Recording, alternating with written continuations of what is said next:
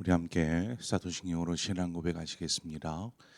나는 전능하신 아버지 하나님 전지의 창조주를 믿습니다. 나는 그의 유일하신 아들 우리 주 예수 그리스도를 믿습니다. 그는 성령으로 잉태되어 동정녀 마리아에게서 나시고 본디오 빌라도에게 고난을 받아 십자가에 못 박혀 죽으시고 장사된 지 사흘 만에 죽은 자 가운데서 다시 살아나셨으며 하늘에 오르시어 전능하신 아버지 하나님 우편에 앉아 계시다가 거기로부터 살아있는 자와 죽은 자를 심판하러 오십니다. 나는 성령을 믿으며 거룩한 공교회와 성도의 교제와 죄를 용서받는 것과 몸의 부활과 영생을 믿습니다. 아멘. 우리 함께 찬송가 9장 하늘에 가득 찬 영광의 하나님, 이 시간 우리 함께 찬송하도록 하겠습니다. 찬송가 9장입니다.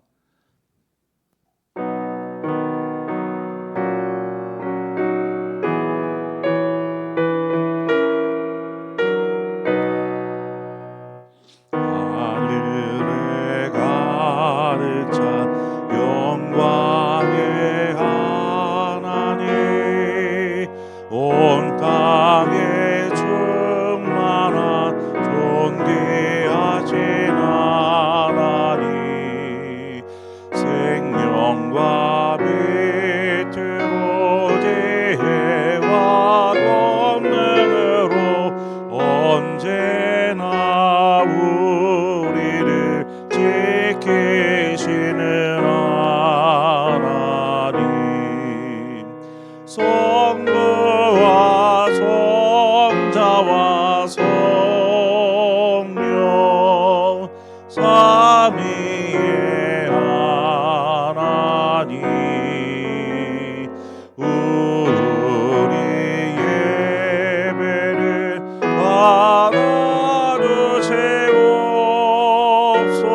받아주시옵소서. 사랑이 넘치는 자비하신 하나님, 은혜가 풍성한 구원의 하나님, 자매의 심령에 평안을 주시옵고 죄악과 허물을 용서하여 주소서. 찬송과 영광과 생명 구원의 하나님, 우리 예배를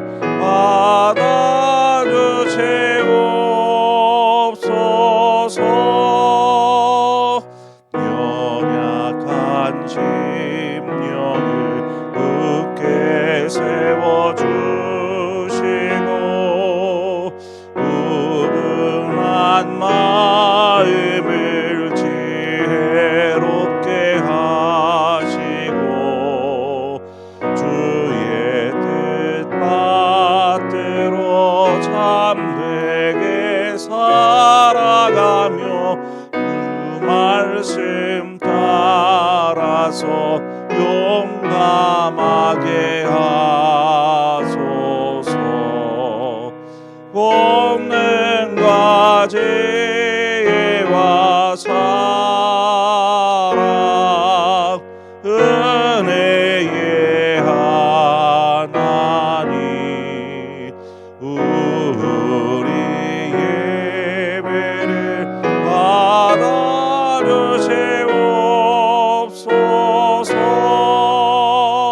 주 앞에 나올 때 우리 마음 기쁘고 그 말씀이 되어 이세 희망이 솟는다. 고난도 슬픔도 이기게 하시 전에 이때요 살아가게 하소서. 우리의 자랑과 기쁨 생명의 하나님, 우리 예배를 받아주시옵소서.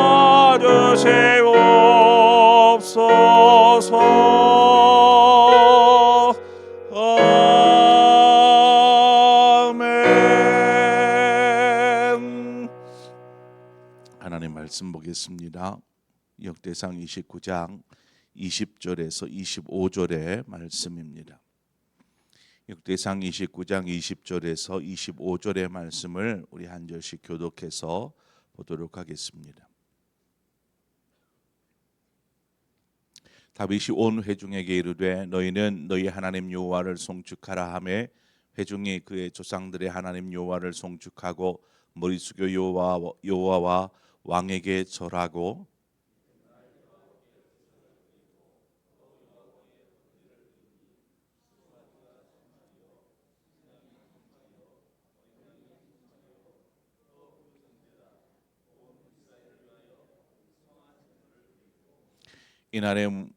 이날에 무리가 크게 기뻐하여 여호와 앞에서 먹으며 마셨더라. 무리가 다윗의 아들 솔로몬을 다시 왕으로 삼아 기름을 부어 여호와께 돌려 주권자가 되게 하고 사독에게도 기름을 부어 제사장이 되게 하니라.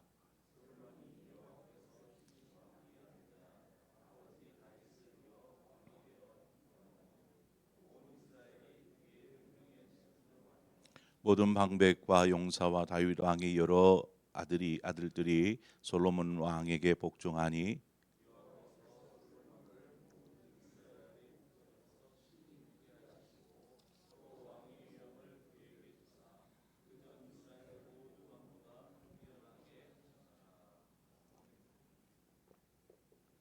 아멘.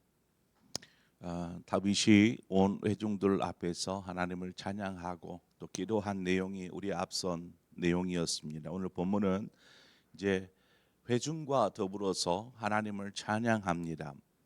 왕과 백성이 지금 한 마음이 되어서 하나님을 찬양하는 모습, 우리가 어제도 살폈던 것처럼 이러한 모습이 정말 하나님 그 천상의 모습과 같은 그 모습으로 기뻐하며 하나님 앞에 영광 올려드리는 모습이죠.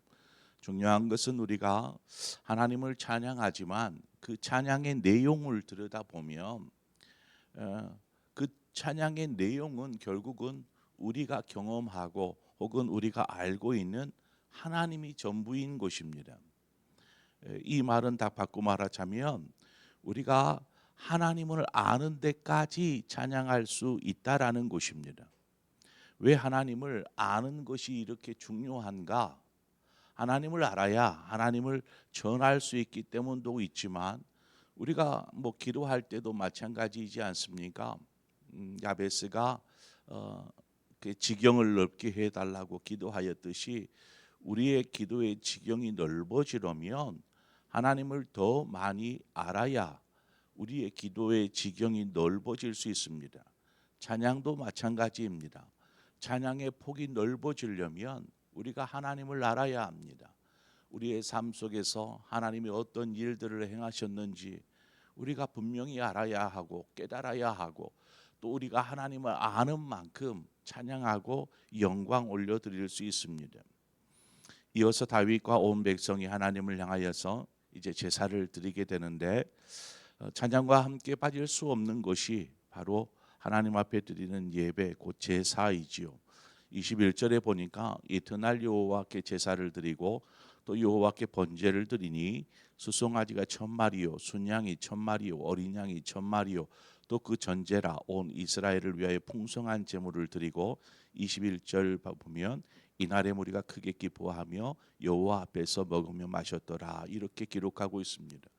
이들이 드린 제사가 하나님 앞에 번제였다라고 기록하고 있는데 번제는 온전한 헌신을 이야기합니다. 하나님 앞에 이 번제를 드림으로 하나님 이 나라 온 백성이 하나님 앞에 온전히 드려지게 하여 주옵소서, 이런 마음인 것이죠. 그런데 21절에 보면은 이들이 함께 먹고 마신 것을 봅니다.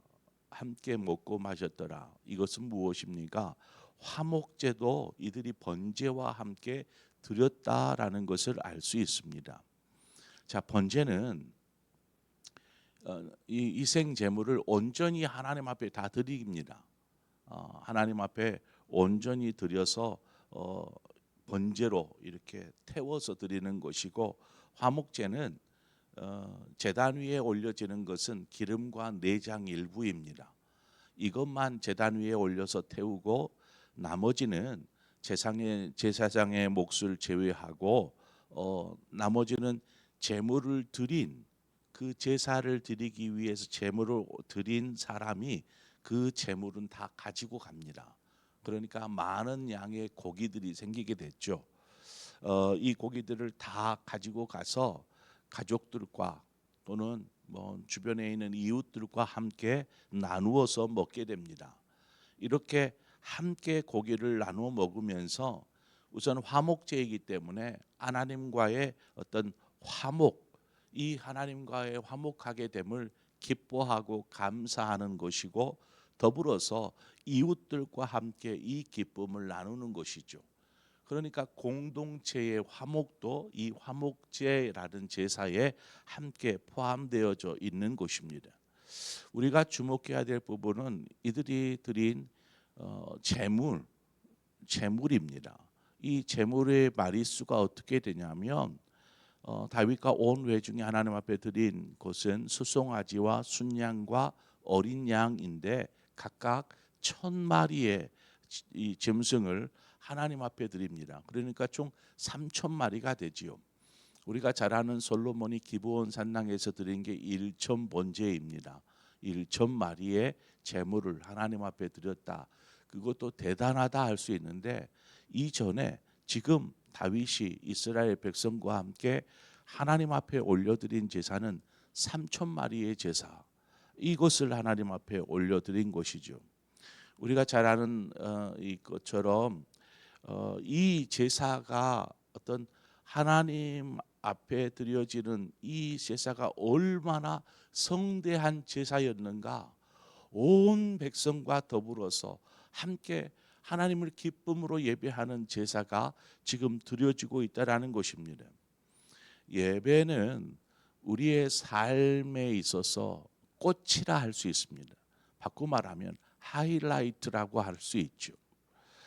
그래서 매일의 삶 속에서 하나님을 찬양하고 분명히 또 하나님과 동행하는 삶을 살게 됩니다. 그렇게 살다가 이제 예배하는 현장에 나와서 예배할 때에 그 하나님께서 우리의 일상의 삶 동안에 함께 하시고 인도하시고 하나님께서 우리의 삶 가운데 행하신 그 모든 일을 인하여서 그 예배의 자리에서 함께 기뻐하고 그 하나님을 찬양하며 영광 올려드리는 그 제사, 그 예배가 바로 이 예배의 감격인 것입니다. 그러니까 이 예배는 그냥 우리의 삶 전부가 이 예배를 통해서 빛이 나기 시작하는 것이죠. 우리의 예배에 이와 같은 어떤 감격과 기쁨이, 또 우리의 삶에서 예배가 차지하는 비중, 예배가 삶의 우선순위가 되어 있는가, 이거 우리 스스로의 삶을 좀 돌아보아야 합니다. 그냥 뭐 내 삶 살다가 1시간 쪼개서 하나님 앞에 드리는 것, 이것이 아니라 정말 이 1시간을 위해서 내가 남은 삶을 사는 것이죠. 이 1시간을 위해서, 예배하는 그 시간을 위해서 우리가 일상의 삶을, 순간순간들을 살아가는 것입니다. 그리고 그 순간들을 이 예배하는 현장에서 하나님 그런 삶을 주셔서 감사하고 하는 그 모든 영광을 하나님 앞에 올려드리는 것이 바로 예배라는 것입니다. 예배를 이렇게 인도하다 보면 회중들이 예배하는 모습, 그리고 그들의 반응, 이것들을 그냥 눈에 보이니까 살펴지게 됩니다. 성도들의 예배하는 모습들이 눈에 비춰지니까. 그래서 그냥 느껴집니다. 성도들이 지금 어떤 마음과 어떤 상태인가 예배하는 그 모습 속에서 그것이 이제 느껴지게 되는데, 어떤 경우는요, 그냥 성도들이 석상 같아요. 가만히 표정 변화도 없어요. 석상처럼 그렇게 있는 경우들을 보게 됩니다. 이 경우는 이렇게 보면 말씀이 제대로 이렇게 그들 안에 들어가지 않고, 마치 벽에다가 공을 휙 던지면 어떻게 합니까? 튕겨내잖아요. 벽이니까. 이런 것처럼 말씀이 이렇게 그들 안에 들어가고 있다라는 것이 느껴지지가 않아요. 가만히 있는 거예요. 뭔 생각을 하는지 모르겠어요. 말씀을 듣고 있는지 가만히 있는 거예요. 반면에 반응이 막 바로바로 이루어질 때가 있습니다. 말씀을 하면 성도들의 반응이 나오는 거예요. 얼굴 표정에서부터 막 반응이 나오기 시작하는데, 뭐 웃든지 울든지 뭐 아니면 아멘을 하든지 뭐 이런 반응들이 성도들에게서 이렇게 나오기 시작하면, 지금 느껴지는 거죠. 이들이 지금 말씀을 받아 먹고 있구나. 말씀이 저들 안에 지금 들어가고 있구나. 이것을 설교자가 느끼게 됩니다. 그래서 이렇게 회중들과 함께 생동감이 넘치는 예배가 드려지는 것이죠. 여러분, 아멘은 너무나 중요합니다. 그냥 기계적으로 아멘 아멘 하는 것이 아니고, 그 말씀 한마디 한마디를 놓치지 않고, 하나님 그 말씀이 내 삶에 이루어지게 하여 주옵소서 아멘 하는 것입니다. 이러한 예배의 생동감이 넘쳐야 하는 것이죠. 이러한 생동감은 이제 말씀과 함께 온 성도들이 예배에 동화되어 있는 것입니다. 오직 하나님, 그 하나님을 중심 안에 두고 그 안에 모두가 함께 하나가 되어져서 막 하나님으로부터 이렇게 하나님의 임재들을 경험하고 하나님이 주시는 은혜들을 나누기 시작하고, 성령의 그 충만함들이 예배 가운데 일어나는 것이죠. 그런데 딱딱하게 굳어있는 예배, 그냥 고요한 예배, 뭐 그것이 뭐 은혜가 없다 이렇게 말할 수는 없습니다. 그러나 저는 그렇게 느껴져요. 그래서 어느 쪽이 여러분은 더 은혜가 될 것 같습니까? 은혜가 넘치는 모습 같습니까? 그것은 여러분 스스로 판단해 보시기를 바랍니다. 뭐 이것은 어떤 설교자의 설교의 문제일 수도 있고요, 또 회중들의 마음의 문제일 수 있습니다. 뭐 설교자의 문제는 자체하고, 어떤 예배에 대한 준비되어진 마음, 기대하는 마음, 갈망하는 마음, 이러한 준비된 마음은 이미 눈빛부터가 틀립니다. 눈빛부터가 이렇게 뭔가를 막 하나라도 더 놓치지 않고 받아 먹어야 된다라는 그 눈빛, 간절한 갈망의 눈빛, 그들의 마음 중심에는 무엇이 있겠습니까? 하나님의 은혜를 정말 사모하고자 하는 마음, 하나님 어떤 말씀이라도 내게 하시옵소서, 종이 듣겠습니다 하는 그러한 갈망들이 있어야 한다라는 것입니다. 하나님을 향한 기쁨과 감격 속에 드려지는 그 영광스러운 예배가 이미 마음에서부터 준비가 되어 있어야 하는 것이죠. 22절 중반 이하에는 이제 다윗을 이어서 이스라엘의 왕이 된 솔로몬의 즉위에 관한 내용입니다. 여러분, 새로운 왕이 세워지면 모든 신하와 백성들이 이제 새로운 왕에게 충성을 다짐하지요. 오늘 본문에서도 백성들이 왕의 말에 순종하고 신하들이 왕의 말에 복종하였다, 이렇게 기록하고 있는데, 이제 앞선 왕이 나라를 너무나 잘 통치하면 백성들의 마음이 쉽게 그 다음 왕으로 넘어가지를 못합니다. 선왕에 대한 어떤 마음들이 남아 있기 때문이죠. 교회도 마찬가지인 것 같아요. 어떤 담임 목회자가 바뀌게 되면 성도들의 마음이 쉽게 바로 열려지지가 않습니다. 이전 목회자에 대한 마음들이 남아 있기 때문에 그렇지요. 그래서 목회자와 성도 간에 허니문의 시간이 필요한 곳입니다. 오늘 본문을 보면 솔로몬이 이제 왕이 되었습니다. 그런데 온 백성들이 그 명령에 순종하고 있고 신하들이 그에게 복종하는 모습을 보게 됩니다. 그 말은 다윗이 조용히 무대 뒤로 물러났다라는 것을 말합니다. 왕이 되었고 이제 막 솔로몬을 왕으로 세운 상태 아닙니까? 다윗 왕이 어떤 왕입니까? 40년 동안 이스라엘을 다스리면서 이스라엘을 어떻게 세웠습니까? 다윗 왕과 같은 왕이 없는데도 불구하고 다윗 왕이 조용히 무대 뒤로 사라집니다. 그리고 온전히 온 이스라엘 백성과 온 신하들과 군대가 오직 솔로몬을 향하고 있는 것을 보게 됩니다. 이것이 무엇을 말해 줍니까? 아니 다윗 입장에서 아니 내가 40년 동안 얼마나 수고했는데 내가 너희들을 위해서 얼마나 내 손에 피를 묻혀가면서 이 나라를 세웠는데 하면서 그런데 내가 지금 왕 위에서 물러나자마자 나를 늙은이 뒷방에 있는 늙은이 신세처럼 취급을 해 이런 생각 전혀 하지 않습니다. 다윗이 조용히 물러나죠. 그리고 아들인 솔로몬을 그 앞에 세워서 온 백성들로부터 솔로몬과 하나 된 나라를 이루어가게 합니다. 이것이 얼마나 아름다운 모습인가 생각하게 되죠. 본문 25절에 보면 여호와께서 솔로몬을 모든 이스라엘의 목전에서 심히 크게 하시고 또 왕의 위엄을 그에게 주사 그전 이스라엘 모든 왕보다 뛰어나게 하셨더라.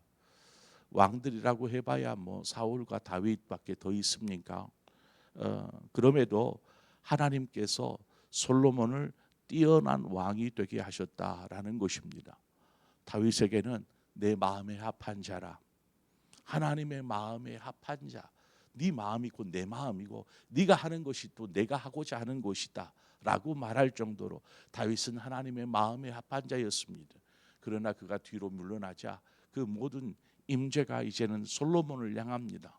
그래서 솔로몬을 뛰어나게 하시고 그로 하여금 이스라엘 나라를 다스려 가게 하시죠. 이렇게 하신 이유가 무엇입니까? 누구를 위함입니까? 바로 이스라엘 백성들을 위해서였습니다. 하나님께서 하나님의 백성들을 위해서 그렇게 세워 가시더라는 것이죠. 나라가 뭔가 휘청거리지 아니하고 더 견고하게 서갈 수 있도록 하나님께서 이스라엘 가운데 이와 같은 일들을 행하고 계시더라는 것입니다. 아무튼 우리 모두의 삶이 이처럼 정말 하나님 앞에서 좀 기쁨이 되어지고 영광이 되어지는 우리의 신앙이요 삶이 되어지기를 바랍니다.